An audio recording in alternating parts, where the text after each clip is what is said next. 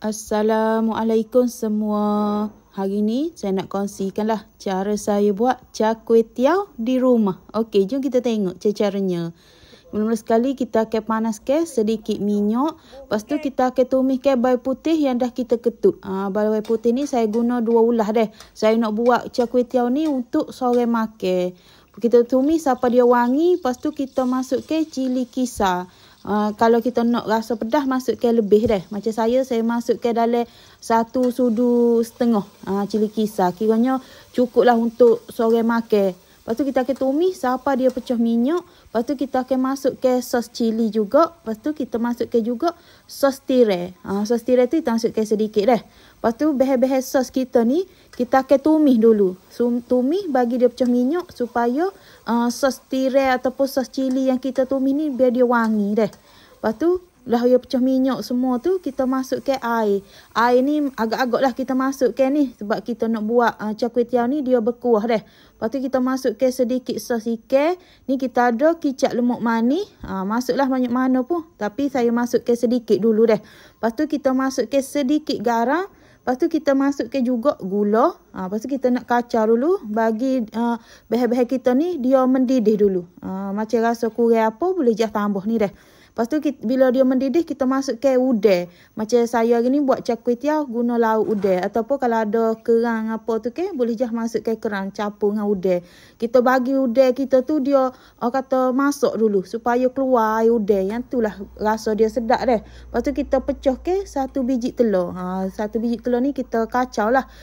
Telur tu untuk pekatkan kuah kita ni lah. Lepas tu kita masukkan kway teow. Ni agak-agak lah untuk satu orang makan tu. Kway teow kita ni deh. Kalau ada kway teow yang halus tu untuk orang buat betul-betul buat char kway teow tu, boleh je guna hak tu.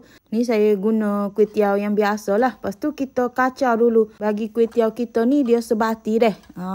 Ataupun kita nak bagi kway teow kita ni dia lembut dulu.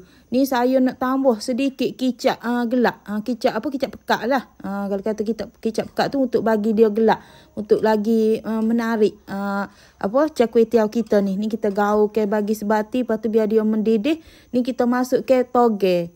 Saya tak ada kucai deh. Biasa char kway teow ni orang letak toge dengan kucai. Tapi saya masukkan toge saja.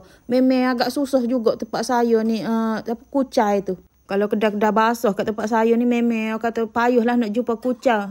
Lagipun kalau pasar raya pun jarang-jarang nak ada deh. Kalau nak masuk sayur lain dia tak kena. Dia kena kucai dengan toge. Ni saya nampak berkuah ni saya tambah sikit air. Sebabnya nampak pekat sangat.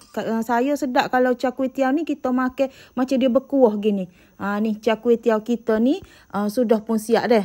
Saya sangat suka kalau char kway teow ada kuah lagu ni. Ni saya tunjuk ke awak cara ringkas untuk kita buat char kway teow. Biasa orang rebus dulu udang tu.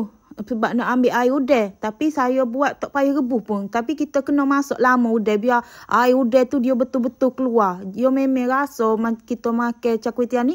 Rasa udang tu deh. Ni saya taburkan lah lada hijau. Kalau ada lada jeruk tu lagi sedap. Tapi kita letak lada hijau. Kita potong-potong halus gini pun. Kita makan kita rasa pedas-pedas dia pun. Sedap dah deh.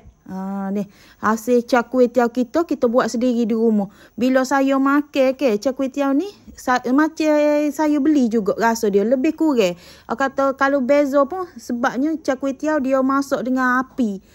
Dia rasa hangit-hangit gitu, terbakar tu Walaupun kita masak di rumah, rasa dia tu tak lari jauh. Nanti awak boleh cubalah buat sendiri char kway teow di rumah deh. Biasa char kway teow ni waktu malam lah sesuai untuk kita makan deh. Malam-malam tak tahu nak makan apa, boleh cuba buat char kway teow di rumah. Lagipun nak buat dia tu sangat-sangat mudah. Tak perlu nak pening kepala nak buat sos char kway teow ni deh.